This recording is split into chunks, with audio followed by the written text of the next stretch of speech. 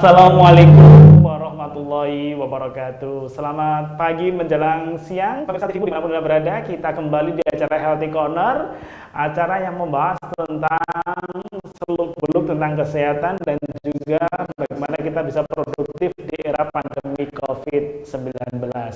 Bersama dengan saya Budi Santoso, 60 menit ke depan kita akan bersama dengan para narasumber yang membahas. Kali ini kita akan membahas tentang menyiapkan entrepreneur dengan keterampilan dan keahlian. Oleh karenanya tetap simak di TVmu, di seluruh jaringan sosial media TVmu. Untuk kali ini kita bersama dengan dua narasumber kita membahas tentang kesiapan entrepreneur dan juga pembekalan untuk keterampilan dan keahlian agar survive di era pandemi COVID-19. Dan masih bersama dengan teman-teman dari pimpinan wilayah Muhammadiyah di Kalimantan Timur. Kali ini kita kedatangan tamu yang pertama adalah Bapak Fidriansah AMD SKM MAkes. Beliau adalah motivator bisnis dan owner Mutiara Group yang nanti akan berbagi tentang bersemangat dan motivasi untuk lebih terampil dan lebih ahli agar kita punya keterampilan di era pandemi ini. Kemudian juga yang kedua adalah Pak Taufik Rahman. Beliau, kalau dari biografinya beliau, Pak Taufik ini, beliau adalah Ketua Pimpinan Cabang Muhammadiyah Samarinda Utara, juga di MC3 Kantor Layanan Kalimantan Timur, dan juga Wakil Direktur Pondok Pesantren Istiqomah. Kita tahu bahwa Pondok Pesantren Istiqomah ini salah satu pondok yang sangat kreatif di era pandemi ini karena memberikan edukasi, keterampilan, dan juga latihan-latihan untuk para santrinya agar punya bekal di era pandemi ini, tidak kemudian hanya berdiam saja, tapi juga bisa memiliki keahlian untuk berwirausaha. Oke, kita akan menuju ke teman-teman narasumber yang sudah bergabung dengan kita via Zoom. Baik, kita sapa yang pertama adalah Bapak Fidriansah, AMD SKM MKes. Assalamualaikum Pak Fidriansah. Ya, apa kabar Pak? Alhamdulillah baik. Alhamdulillah. Ini mohon maaf ini suasananya di pantai, soalnya kebetulan ada acara dengan rumah Tafis, jadi nggak bisa di cancel, jadi barengan dua-duanya. Oke, baik. Ini kalau tidak salah Pak Fidriansah ada di lantai 2 gitu ya ini ya? Ya? Ini Pak Fidriansah ada di lantai 2 sebuah ruang di pinggir pantai gitu ya? Ya, di Villa Pantai. Soalnya kebetulan saya bergabung dengan rumah Tafis Solusi, jadi mereka lagi ada kolakah untuk ke lapangan, jadi kita untuk lagi di lapangan. Rumah Tafis itu ada yang sudah hafal 30 juz, 15 juz, lagi refreshing ceritanya gitu. Jadi kita dampingi jadinya. Biasanya dipanggil apa ini Pak Fidriansah? Dipanggil Pak Fidri atau Pak Yansah atau apa ini? Fidri aja Pak, Fidri aja.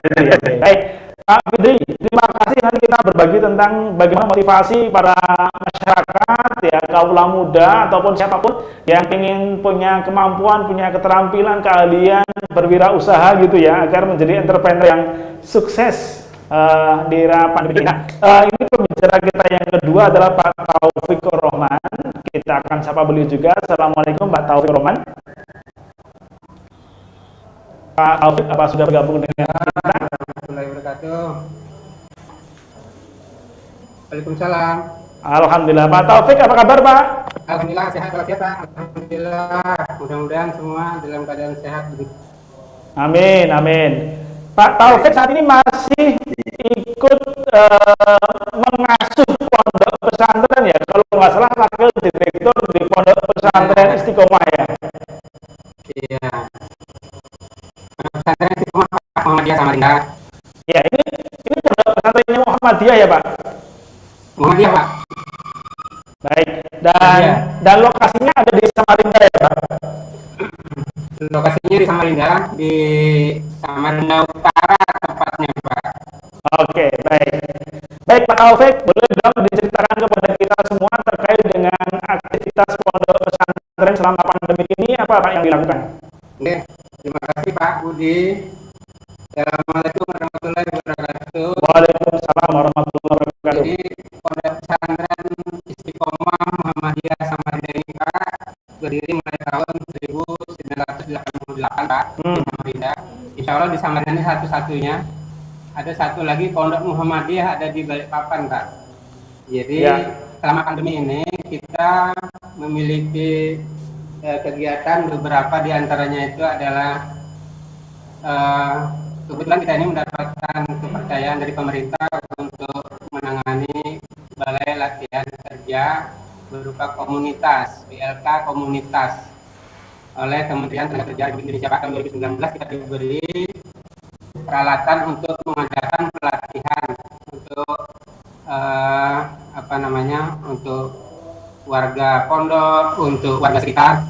Nah, sampai saat ini kita terus melaksanakan kegiatan dalam masa COVID begini, tentu dengan menerapkan protokol kesehatan yang ketat begitu ya. Jadi alhamdulillah sampai saat ini kita melaksanakan latihan berupa pelatihan operator komputer muda Pak di pondok kita ini. Jadi sudah sampai saat ini ada beberapa kali kegiatan yang kita laksanakan. Pesertanya terbatas Pak, hanya 16 orang setiap angkatan. Jadi anak-anak muda, teman-teman kita yang ada di pondok, yang ada di sekitar pondok, yang memiliki minat terhadap komputer, maka bisa ikut di pelatihan di tempat kita tertentu dengan mendaftar lebih dahulu. Jadi memang karena unitnya hanya 16, tentu hanya terbatas di 16 siswa Pak yang ada di tempat kita. Jadi ini sudah kita laksanakan sekitar 4 bulan yang lalu. Jadi sampai saat ini sudah ada 3 angkatan yang dapat kita laksanakan untuk pelatihan komputer ini Pak. Begitu Pak Budi, kegiatan kita selama pandemi di Pondok Pesantren Istiqomah Muhammadiyah. Pak Taufik, kalau boleh diceritakan aktivitas sebelum pandemi COVID-19, mungkin Pak Taufik bisa bercerita kepada kita semua bahwa di Kalimantan Timur, di Samarinda ada Pondok Pesantren Muhammadiyah yang bernama Istiqomah. Nah, siswanya sendiri ada berapa Pak di Pondok Pesantren Istiqomah ini? Di Pondok Pesantren kita ini Pak, di perguruan Istiqomah Muhammadiyah ini jenjang pendidikannya sejak mulai dari TK Pak, TK TPA, kemudian ada SD Muhammadiyah, ada SMP Muhammadiyah, ada SMA Istiqomah. Jadi seluruhnya itu ada sekitar 1.000 IPA yang ada di lingkungan kita. Itu 300 orang kurang lebih itu nginap. Yang selebihnya karena anak SD tidak nginap, jadi mereka pulang pada pukul 16 pulang untuk yang tingkat sekolah dasar. Untuk tingkat pertama dan menengah atas, tentu karena dia pondok, tentu dia nginap selama melaksanakan pembelajaran di tempat kita. Jadi sistem pembelajarannya boarding begitu ya, Istiqomah Muhammadiyah boarding school begitu. Kemudian kita mulai aktivitas mulai pagi, mulai pukul 3.30 sampai dengan pukul formalnya itu sampai dengan pukul 17 sore. Kemudian anak-anak beraktivitas mandiri dengan tugas-tugasnya masing-masing begitu, dengan kemandiriannya masing-masing. Kemudian malam ada yang setoran hafalan, ada yang karena di tempat kita ini walaupun bukan pesantren yang tahfidz, tapi anak-anaknya lebih dominan untuk ikut tahfidz. Itu yang kita laksanakan Pak di pondok pesantren kita ini. Oke, baik.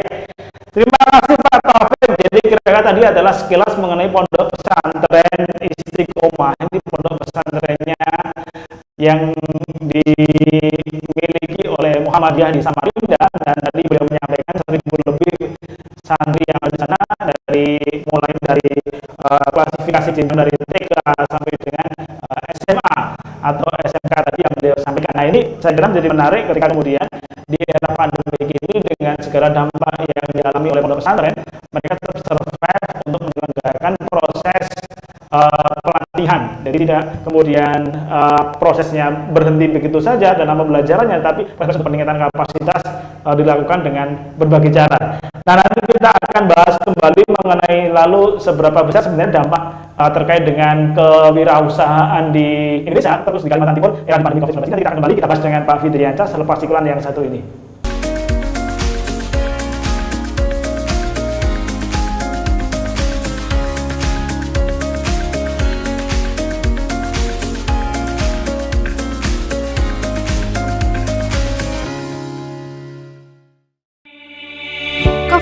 diskusi seru yang membahas berbagai kajian seputar COVID-19 dari berbagai sisi.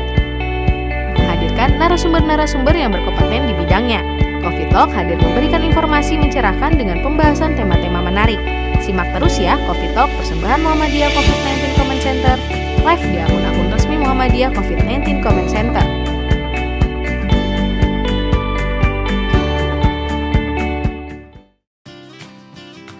Sebagai upaya pencegahan penyebaran COVID-19, langkah penyemprotan disinfektan di berbagai tempat terus dilakukan. Muhammadiyah COVID-19 Comment Center bekerja sama dengan berbagai pihak melakukan penyemprotan disinfektan di berbagai tempat, seperti fasilitas umum, tempat ibadah, dan sekolah-sekolah.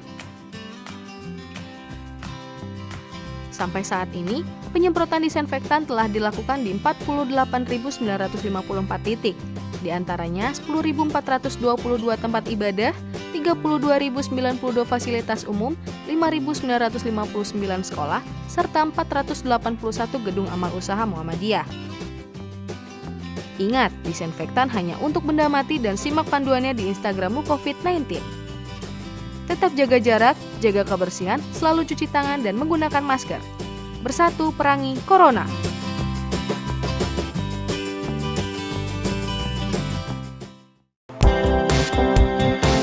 Muhammadiyah COVID-19 Comment Center telah membagikan ribuan masker kepada masyarakat di berbagai wilayah di Indonesia sebagai salah satu upaya untuk mencegah penyebaran COVID-19 di masyarakat. Sebanyak 339.218 masker yang telah dibagikan kepada masyarakat untuk terhindar dari COVID-19. Selalu physical distancing saat di luar rumah agar terhindar dari COVID-19, sehingga keluarga di rumah selalu aman. Bersatu perangi Corona.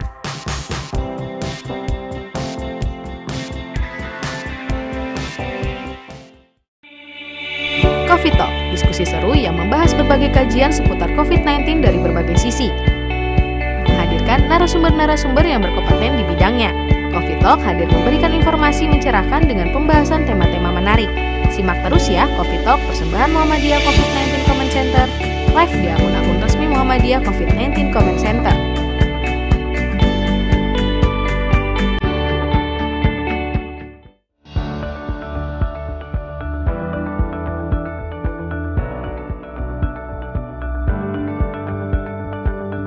Muhammadiyah COVID-19 Comment Center memberikan informasi terupdate mengenai penanganan COVID-19, mulai dari pelayanan kesehatan, ketahanan pangan hingga pencegahan COVID-19 di masyarakat. Informasi dikemas dalam bentuk live press conference yang tayang 1 kali dalam 1 pekan dan disiarkan langsung dari kantor pimpinan pusat Muhammadiyah Yogyakarta.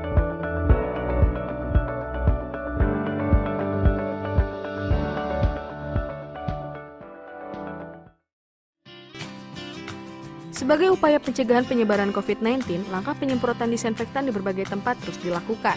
Muhammadiyah COVID-19 Comment Center bekerja sama dengan berbagai pihak melakukan penyemprotan disinfektan di berbagai tempat, seperti fasilitas umum, tempat ibadah, dan sekolah-sekolah. Sampai saat ini, penyemprotan disinfektan telah dilakukan di 48.954 titik, di antaranya 10.422 tempat ibadah, 32.092 fasilitas umum, 5.959 sekolah, serta 481 gedung amal usaha Muhammadiyah. Ingat, disinfektan hanya untuk benda mati dan simak panduannya di Instagrammu COVID-19. Tetap jaga jarak, jaga kebersihan, selalu cuci tangan dan menggunakan masker. Bersatu perangi Corona.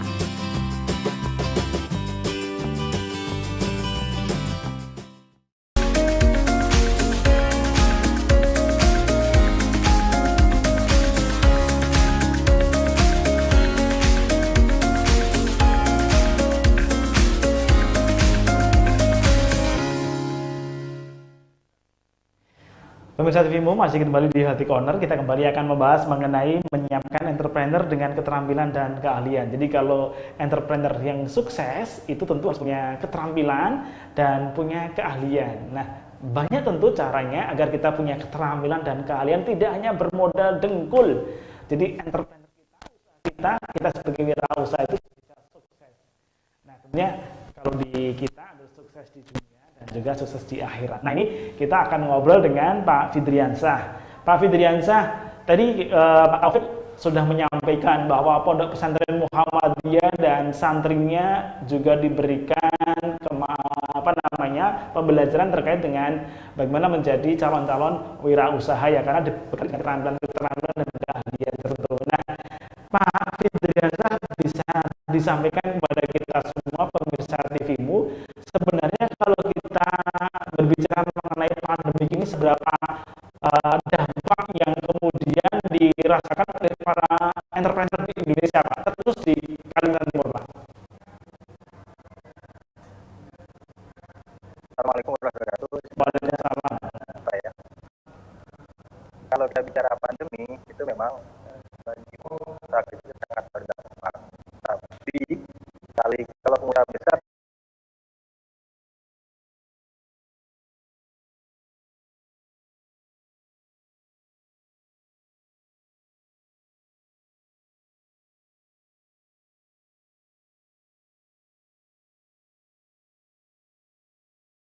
bagi pengusaha ya, kalau yang memang sudah siap ya itu tidak menjadi masalah. Tapi kalau seperti kami ya, yang saya rasakan di Kalimantan Timur ya, di awal-awal COVID ini juga sangat berdampak. Ketika COVID bulan-bulan, kalau kita bicara omset, saya katakan triliun payung omset itu. Bagaimana ya, hampir mencapai hanya 10%, dari bisnis omset yang ada. Alhamdulillah ya, dengan kemampuan kita bagaimana mengolah, kita bisa bertahan, kemudian dengan mengolah produk, kemudian mensiasati karyawan, kemudian mensiasati keuangan, akhirnya kita bisa survive bertahan sampai sekarang. Ya, kalau kita berdampak, sangat berdampak. Banyak teman-teman yang tikar kemudian atau banting pivot, istilahnya pivot itu banting usaha, dari usaha awal pindah ke lain, melihat segmentasi pasar. Tapi saya alhamdulillah di usaha saya dari beberapa cabang yang ada itu memang ada beberapa yang ditutup, tapi dalam artian tetap baik maju, tetap saja berjalan sampai hingga sekarang. Yang ada di Jakarta, ada di Jogja, Samarinda ada 3 cabang. Mungkin itu Pak sekilas dulu. Kalau kita berbicara mengenai jenis-jenis wirausaha yang dikelola oleh terutama adalah teman-teman di Kalimantan Timur, terutama adalah di UMKM. Apa saja sih Pak yang mereka biasa kelola gitu Pak? Banyak ya, misalnya kuliner, makanan, fashion. Kita melihatnya bukan masalah peminatnya kurang di era pandemi, tapi era globalisasi seperti ini, ketika masuk pandemi, orang shifting, pindah belanja, dari belanja yang offline, belanja ketemu tatap muka, menjadi online. Nah, ini yang kadang-kadang kita tidak mensadari yang itu. Nah, itu yang menjadi beberapa teman-teman ketika tidak siap dengan kondisi seperti itu, terus masuk lagi dengan kondisi COVID ini, nah mereka sampai ada yang gulung tikar. Tapi kalau mereka sudah siap dengan kondisi yang ada, kemudian sudah online sudah bagus, kemudian juga penjualannya bagus, nah, dengan masuknya COVID ini jadi masalah. Orang beli tidak perlu tatap muka lagi, hanya tinggal pesan lewat Gojek atau lewat apapun yang bisa online. Kemudian pesan lewat telepon, WA, diantar ke konsumennya. Nah, begitu pula yang kami lakukan beberapa. Kalau saya kan lebih berat ke souvenir ya.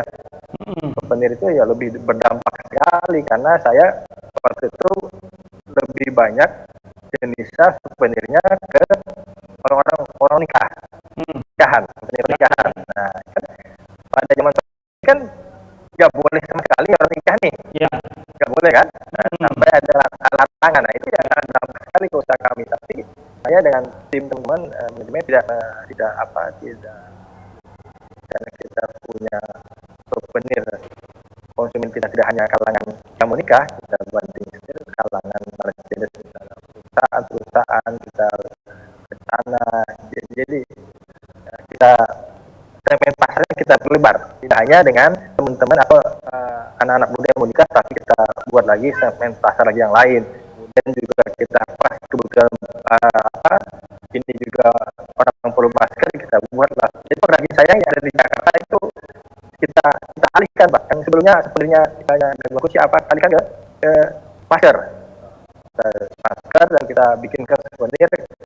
Ya, kalau orang nikah ataupun pesanan-pesanan perusahaan ataupun instansi yang berbutuh dengan bagaimana sekarang ini supaya tidak berdampak melihat masker kita sudah siapkan pasar lah kebutuhan pasar apa bagaimana sekarang ini supaya tidak berdampak melihat segmentasi pasar lah kebutuhan pasar apa kalau sekarang. Kita berbicara mengenai tantangan terbesar di era pandemi ini, apa yang dirasakan oleh teman-teman para entrepreneur saat ini, Pak?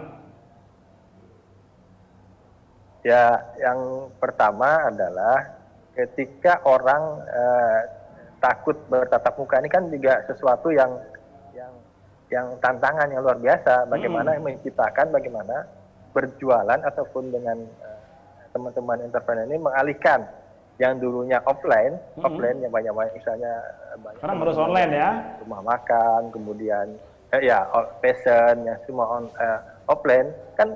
Tatap muka kan nggak boleh nih, harus 1 meter apa. Nah, dengan kita setting pindah ke sana, tokonya dipindah nih, toko dari offline ke online. Nah, insya Allah itu akan tidak akan menjadi tantangan lah. Yang menunggu orang datang ke toko, orang datang ke rumah makan, itu akan berat. Tantangannya sangat luar biasa karena ada larangan itu tadi kan. Ya, oke.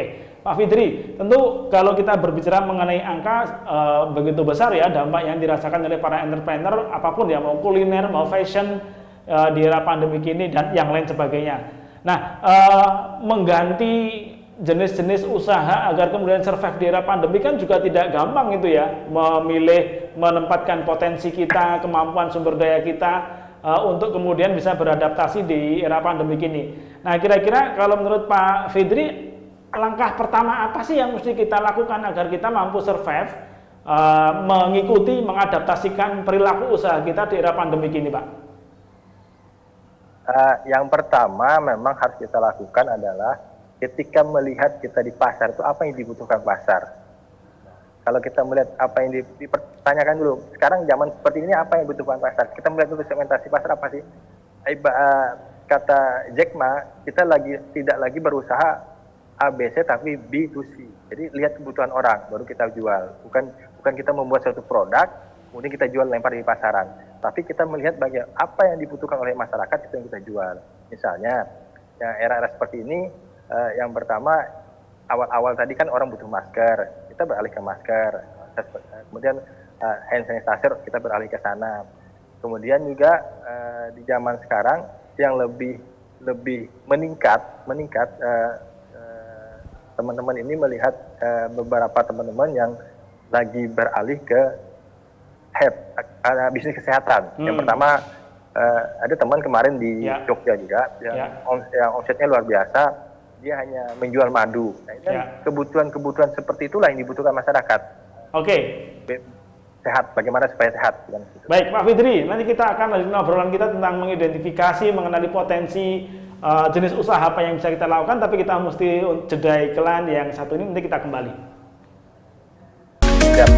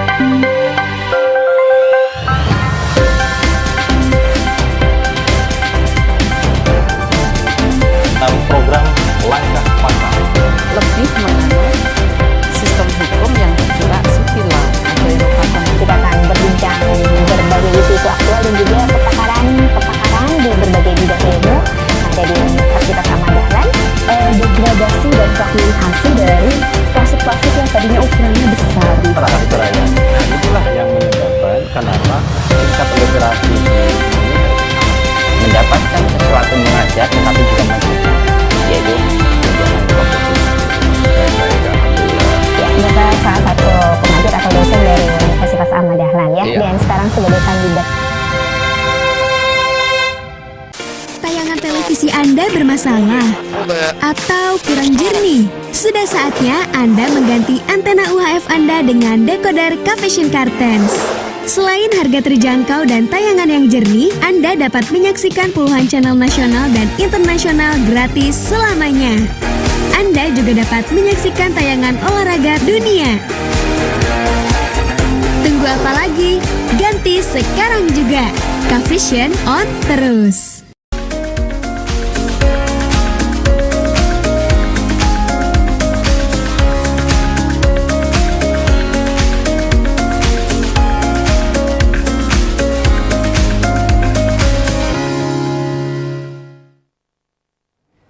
Baik, kita masuk di segmen 3 Healthy Corner dan saya mau ke Pak Taufik Ridwan. Pak Taufik Ridwan atau Ustadz Taufik Rohman, maksud saya, Taufik Rohman. Aktivitas, kembali kita berbincang mengenai aktivitas di Pondok Pesantren Istiqomah. Tadi kalau Pak Fidriansah menyampaikan tentang bagaimana kemudian mengenali potensi agar beradaptasi di zaman atau di era pandemi COVID-19 ini ya, bagaimana kita menyelesaikan diri kita agar kita bisa survive, ya kita harus bersahabat dengan era-era yang sedang kita alami atau kita hadapi saat ini. Nah, di Balai Latihan Kerja Komunitas Pontren atau Pondok Pesantren Istiqomah sendiri, apakah kemudian yang dilatihkan kepada para santri ini juga menyesuaikan dengan kebutuhan-kebutuhan yang sedang dibutuhkan masyarakat di era pandemi ini, Pak? Ya, jadi kebetulan di tempat kita ini, Pak, yang kita latihkan itu adalah untuk memperdalam ilmu komputer. Jadi ilmu komputer dari pemula sampai dengan tingkat mahir. Jadi di samping memang anak-anak kita sendiri juga warga sekitar pondok kita libatkan supaya keterlibatan masyarakat terhadap pondok itu juga keinginan dan motivasi untuk belajar itu bisa kita tingkatkan. Maka tentu di tempat kita pelatihan yang kita berikan itu terkhusus hanya di bidang komputer. Jadi apalagi di masa pandemi begini ya, teknologi sangat dibutuhkan seperti kita hadapan seperti sekarang ini. Maka tentu pembelajaran yang kita berikan kepada anak-anak kita, pembelajaran yang kita berikan kepada warga yang ada di sekitaran pondok ini, insya Allah akan memberikan dampak yang baik untuk hari ini maupun untuk bekal mereka jika ingin apakah membuka usaha sendiri atau ingin bekerja di tempat lain yang ada di Samarinda tentunya. Karena di tempat kita ini, Pak, di samping memang kantor-kantor juga karena ada jasa ya, ada berbagai macam unit-unit usaha seperti tadi yang disampaikan oleh Mas Fitri.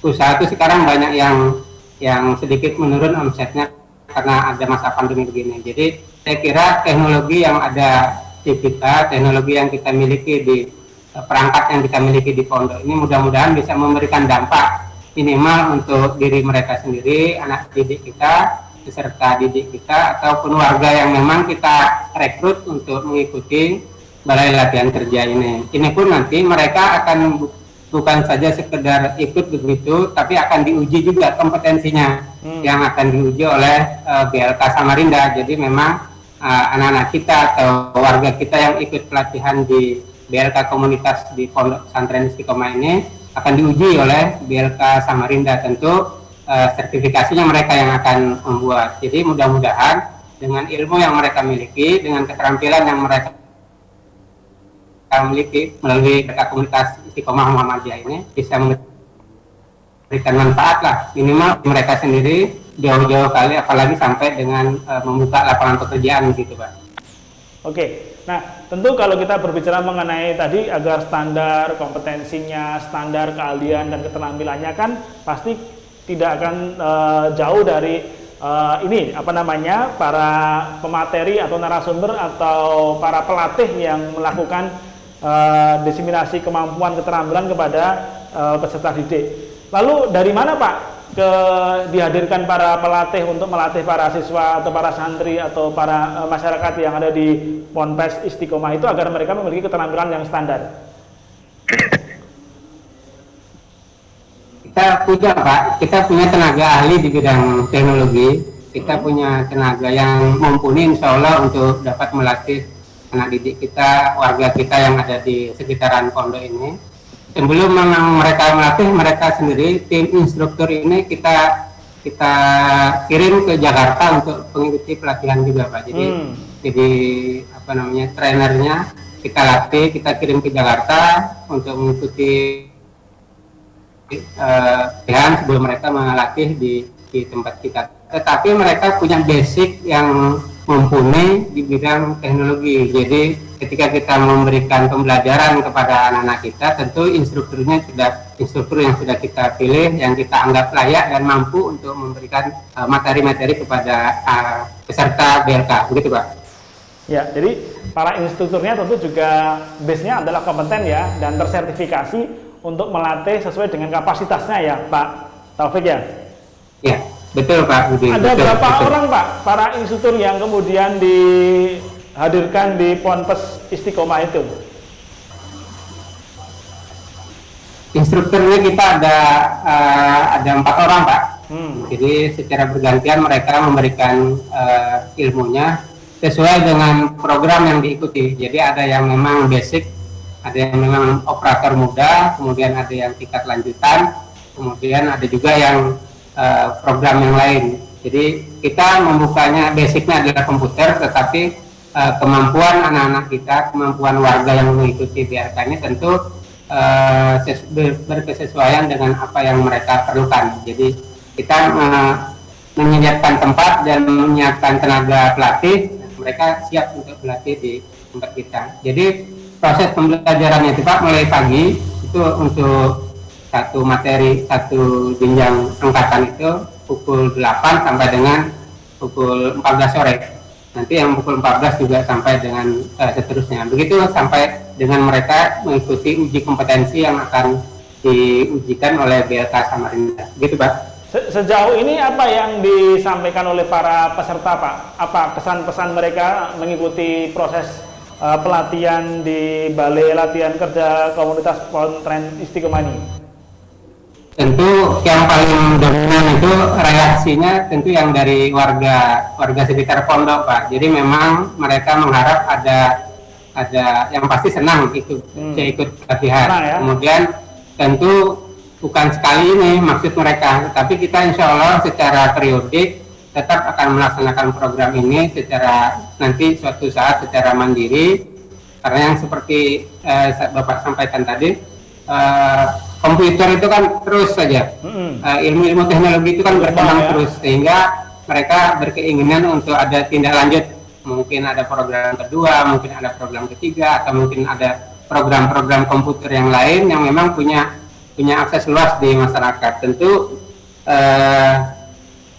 tanggapan dari para peserta ya ingin ikut lagi, padahal kita ini inginnya supaya bisa berkembang luas dan bisa masyarakat itu bisa secara terus-menerus bisa berakses lah, supaya pondok pesantren itu memiliki akses yang luas, manfaat yang luas bagi masyarakat sekitar di tempat kita Pak. Oke, Pak Taufik, sejauh ini sarana dan prasarana yang disediakan untuk proses pelatihan itu didapat dari mana Pak? Kan mesti ada perlengkapan, ada perangkat-perangkat hardware dan software dan yang lain yang mesti diselenggarakan oleh pondok pesantren. Itu didapat dari mana Pak? Ya, kita dapat bantuan dari pemerintah Pak. Jadi pemerintah dalam hal ini Kementerian Ketenagakerjaan Republik Indonesia itu menyasar memberikan bantuan kepada lembaga-lembaga pesantren. Jadi salah satu pesantren Muhammadiyah yang mendapatkan bantuan itu adalah pesantren Istiqomah Muhammadiyah. Itu mereka memberikan bantuan gedung Pak, gedung BLK. Kemudian alatnya itu lengkap sebanyak 16 unit seperti yang tadi saya sampaikan. Makanya setiap kali angkatan itu hanya ada 16 orang. Itu 16 unit lengkap. Kemudian instrukturnya dilatih seperti yang tadi saya sampaikan, itu semua dari Kementerian Ketenagakerjaan. Nah, itu nanti diharapkan walaupun ini untuk supaya mempermudah masyarakat untuk mengakses Apalagi kalau saat ini kan kalau BLK itu kebanyakan di ibu kota provinsi atau di ibu kota kabupaten kota, tidak sampai ke desa begitu misalnya ya. Jadi mereka ingin supaya jarak antara BLK itu nggak terlalu jauh sama masyarakat. Mereka menyampaikan ke pondok-pondok, alhamdulillah mendapatkan kepercayaan dari pemerintah untuk dapat menangani pelatihan-pelatihan terutama di pondok pesantren. Kita mendapatkan alat itu berupa untuk program teknologi informasi. Ada program yang lain yang disampaikan oleh pemerintah, tetapi karena memang kondisi di sekitar ini anak-anak muda, anak-anak yang masih baru masih mengikuti kuliah atau ada yang masih sekolah, maka ada banyak sebenarnya pilihan, tapi kita menetapkan untuk teknologi informasi untuk bisa kita kembangkan di BLK Samarinda gitu Pak. Sejauh ini sudah berapa Pak penerimaan manfaat dari latihan kerja di komunitas Pondok Pesantren Istiqomah? Yang terlibat kita melaksanakan pelatihan ini sejak Oktober Pak. Oktober, November, Desember, sudah tiga angkat. Sudah 3 bulan ya? Akan Pak yang sudah kita laksanakan. Jadi sekitar 40-an lah ya. 60-an ya? 40 besar. Dan targetnya tentu bahwa ini akan terus dilakukan di Pondok Pesantren Istiqomah ya, Pak Taufik ya. Baik, ini kayaknya kita lagi ada kendala dengan jaringannya Pak Taufik, tapi nanti kita akan kembali untuk berdiskusi di segmen terakhir tentang tips dan triknya untuk menjadikan entrepreneur yang produktif ya, entrepreneur yang adaptif dengan situasi apapun begitu dengan Pak Fidriansyah. Kita akan kembali dengan jeda iklan yang satu ini.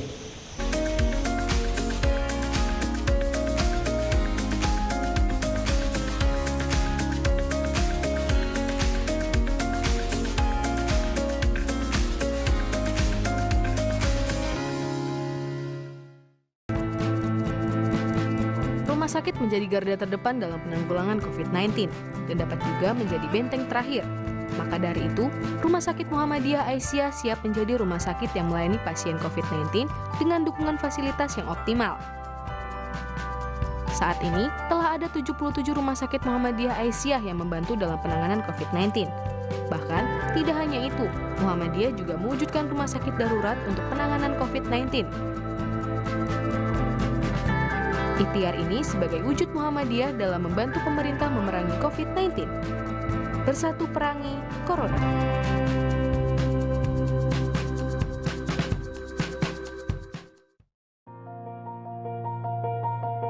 Assalamualaikum warahmatullahi wabarakatuh.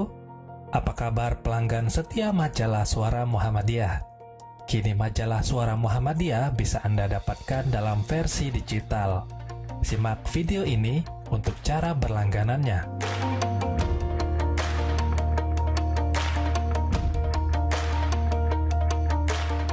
Siapkan smartphone Anda, pilih Play Store, lalu download aplikasi Suara Muhammadiyah Store.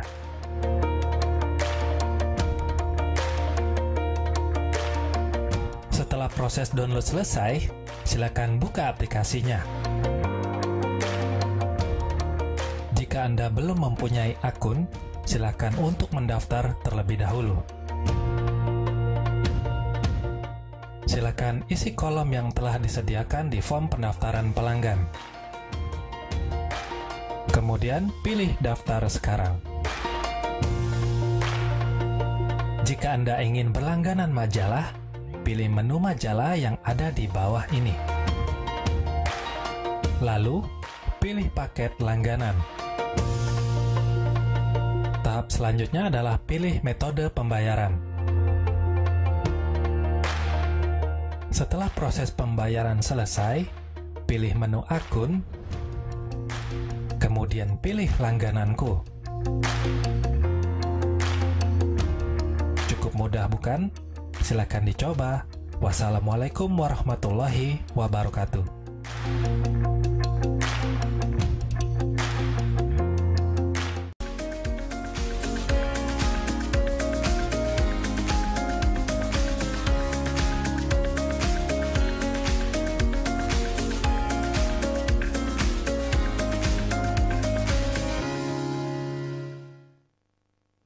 Baik, tiba saatnya kita di segmen terakhir Healthy Corner di kesempatan hari ini, hari Selasa, dan kita akan kembali membahas tentang tema kita, bagaimana kemudian menyiapkan entrepreneur dengan keterampilan dan keahlian. Nah, kita kembali ke Pak Fidriansah. Pak Fidriansah, di segmen terakhir ini, kira-kira apa yang bisa nyambung tadi yang disampaikan Pak Fidriansah di segmen kedua terkait dengan mengenali potensi diri kita dan juga bisa mengidentifikasi kebutuhan masyarakat yang diinginkan. Jadi apa sih yang diinginkan masyarakat di saat ini di era pandemik, dan tentunya agar kemudian bisnis kita, usaha kita bisa survive, bisa jalan, bisa laku, dan bisa mendatangkan omset lah, kira-kira demikian. Lalu apa Pak tipnya Pak?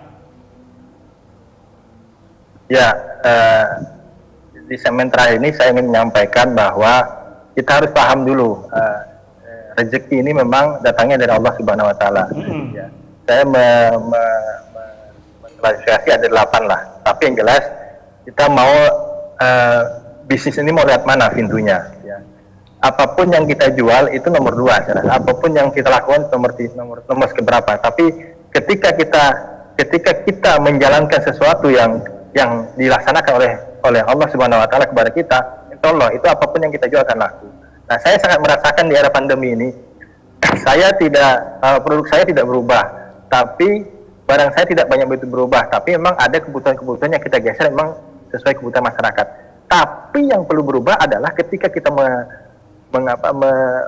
meyakini bahwa kita sekarang ini berada di akhir zaman. Bagaimana yang dulu kita itu berbisnis hanya menunggu, di sela-sela kita bisnis baru kita mengerjakan ibadah. Tapi sekarang pemahaman itu dibalik di karyawan saya, di manajemen saya, bagaimana berbisnis itu adalah hanya menunggu waktunya ibadah. Nah, itu yang harus pergaris bawahi. Nah, karena Allah Subhanahu Wa Taala memberikan rezeki kepada kita itu tidak terserah kita mau lewat pintu mana, pintu dengan ketakwaan, kita menjalankan perintah Allah Subhanahu Wa Taala, ketika itu datanglah rezeki yang tidak disangka-sangka. Ketika kita bersedekah, itulah pintu rezeki datang. Nah, saya berpesan kepada teman-teman, kalaupun pengen berbisnis, jadikanlah bisnis itu bukan buat sendiri tapi untuk orang lain. Jadi, niat bisnis itu, bisnis kita ini, saya niat bisnis untuk berbagi. Nah, itu yang pertama. Yang kedua, bahwa kita berbisnis adalah menunggu waktunya ibadah. Jadi bisnis ini sela-sela saja. Menganggaplah kita ini waktunya sholat, kita sholat, kemudian ibadah, kita bisnis itu menunggu waktunya ibadah. Nah, ketika itu semua dijalankan, Allah, saya sudah merasakan tidak di zaman era pandemi seperti ini, itu sama sekali saya merasakan ya lebih merasa bersyukur karena pertama lebih dekat sama keluarga, kemudian ibadahnya lebih meningkat, kemudian juga, nah itu rezeki selalu datang dengan pintu yang tidak disangka-sangka. Dan alhamdulillah sampai dari titik Januari sampai ke bulan ini, alhamdulillah kita kembali normal kembali putaran omset itu. Saya bilang bagaimana kita menjalankan sesuatu ibadah itu, ketika itu juga Allah akan kasih kita rezeki. Saya garis bawahi bahwa kepada karyawan saya bilang, kamu kerja di sini yang pertama adalah niatmu ibadah. Ketika mereka masuk pagi, mereka itu berdoa, kemudian bergantian sholat duha. Nah, setelah itu sholat wajib, setelah itu mengaji. Jadi mereka tidak hanya bekerja, tapi mereka juga dibekali untuk akhirat. Nah, itu dengan teknik seperti itu, saya rasa lah itu rezeki itu akan mengalir dengan sendirinya lah. Omset akan kembali normal. Kemudian jangan lupa juga, kita juga berbisnis tidak hanya sholat 5 waktu, tapi kita sholat 8 waktu. Saya bilang 8, saya bilang. Apa tambahnya? Yang pertama, ketika kita sholat pagi itu sampai suruh, kita habis sholat subuh baca Quran sampai suruh, kemudian nanti lanjut duha. Yang sebelumnya juga kita tahajud. Saya bilang. Itu yang perlu dicamkan. Ketika itu kita jalankan, nah, itu rezeki saya bisa tidak teman-teman akan merasakan lah bagaimana rezeki itu akan datang, kemudian juga Allah akan tidak mendiamkan kepada hambanya yang memang selalu istiqomah menjalankan perintahnya, dan bisnis itu adalah merupakan ladang ibadah kita. Itu mungkin Pak. Oke, jadi bahwa semua amal, semua muamalah itu tergantung nanti diawali dengan niatnya ya. Jadi niatnya adalah, jadi kalau kita boleh mereferensi innamal a'malu binniyat ya. Jadi niatnya tadi harus diniatkan dengan benar dulu, baru kemudian ikhtiarnya itu ya, ikhtiarnya itu harus dilakukan dengan baik ya. Termasuk kemudian menyeimbangkan antara muamalah dan ibadah ya. Jadi ibadahnya wajib harus dilakukan, tapi muamalah untuk dunianya berbisnis tadi itu juga dilakukan dengan baik. Kira-kira demikian ya Pak Fidriansyah ya? Iya, benar ya. Oke, tapi saya lebih ke dunianya, dibenahi dulu lah akhiratnya. Nah, kalau sudah benar akhiratnya semua itu, bisnis itu akan benar semuanya. Ada aja ilmu yang diberikan, ada aja teman motivasi, ada aja ilmu yang masuk, itu akan jalan sendirinya. Katanya, makanya itu gapailah akhirat akan mendapat dunia. Gitu. Apalagi sholat 2 rakaat sebelum sholat subuh kan bagaikan dunia sisinya. Itu. Ya Pak Fidri, kalau kita berbicara mengenai bagaimana berbisnis itu kan terkadang bukan terkadang lagi, mungkin pasti Allah akan memberikan ujian. Kalau ujiannya keberhasilan, tapi kalau ujiannya pada saat melakukan usaha kemudian ternyata usahanya tidak sukses, apa Pak yang harus dilakukan? Di awal-awal merintis usaha misalnya kemudian tidak sukses, ini kan bentuk ujian dari Allah ya, apa yang harus dilakukan? Ya, kita lihat dulu bisnisnya itu apa yang salah. Apakah dengan sistem manajemen yang salah, pengelolaan bisnisnya, apakah ibadah kita yang salah? Kalau saya lebih cenderung lihat dulu ibadah kita ini benar nggak mau buka bisnis seperti ini, benar nggak ibadahnya. Ketika kita menjalankan bisnis tapi ibadahnya benar, itu bisnisnya nggak akan jalan. Tapi ketika bisnis ibadahnya benar, bisnisnya akan benar juga gitu. Saya lebih cenderung bagaimana sekarang ini kepada teman-teman itu bagaimana supaya beneri dulu ibadahnya. Nah, kalau sudah benar ibadahnya, insyaallah itu akan jalan sendirinya. Bisnis seperti apapun akan bisa jalan.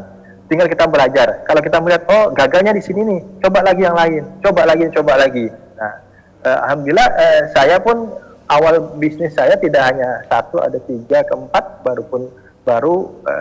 baru awalnya memang bisa awal 1, kemudian saya coba ke lain kayaknya nggak pas ya. Saya kembali ke awal. Kan passion kita yang di sana. Ketika teman-teman misalnya suka kuliner, suka makannya bisnisnya ada kuliner. Ketika teman-teman suka dengan traveling, ya bisnisnya traveling. Tapi ketika itu ibadahnya juga dijaga, traveling juga dijaga. Seperti itu, Pak. Baik. Makasih Pak Fidriansyah. Ini menarik tadi ya. Jadi bagaimana kemudian bahwa ibadah itu wajib harus dibenahi kalau ketika ada bolong-bolongnya, agar kemudian niat kita kembali kepada niat yang baik. Bagaimana kemudian kita bisa sukses di dunia, mengantarkan yang ke akhirat lah ya. Jangan sampai hanya dunia saja begitu. Tapi dunia ini adalah jalan ke akhirat. Nah, ini saya kira menarik. Baik, saya ke Pak Taufik Rahman. Pak Taufik, usaha atau pelatihan sudah berjalan dengan baik, sudah 3 bulan kira-kira ya, Oktober, November, Desember. Ada nggak keinginan lain untuk membuka jenis-jenis pelatihan yang lain yang dibutuhkan oleh masyarakat ataupun santri atau siapapun yang nanti akan diundang di Balai Latihan Kerja Komunitas Pesantren Istiqomah? Ada Pak, jadi terima kasih. Jadi tempat kita ini kan banyak masih ada beberapa lahan kosong ya. Jadi ke depannya memang kita berkeinginan anak-anak itu bisa yang ke dalam bisa menumbuhkan jiwa-jiwa entrepreneurship. Karena lahan-lahan kosong tempat kita tuh masih berupa lahan tidur, belum bisa dimaksimalkan untuk didaya gunakan. Maka tentu anak-anak kita yang ada di dalam dan masyarakat yang ada di luar, insya Allah ke depannya memang karena program pondok itu ada untuk jiwa-jiwa bisnisnya, maka untuk ke lahan pertanian, Mbak. Jadi diarahkan nanti memang anak-anak kita tuh bisa mampu berhasil, berdaya guna dan minimal untuk dirinya sendiri, kemudian baru mudah-mudahan bisa berdampak kepada keluarga. Jadi di samping memang IT yang ada di tempat kita akan memanfaatkan lahan-lahan kita yang milik perserikatan ini.